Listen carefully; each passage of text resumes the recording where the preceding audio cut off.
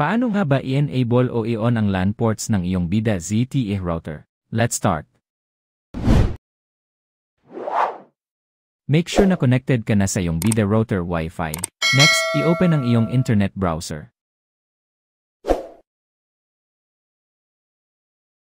Then, sa search, i-type ang 192.168.1.1. Pag okay na, i-click ang Enter o Go. Sa ZTE admin login page, i-type ang admin sa username. At i-type naman ang converge@zte123 sa password.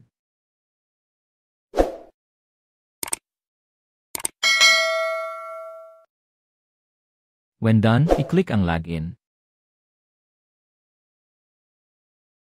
Sa loob ng iyong ZTE admin account, i-click lang ang local network.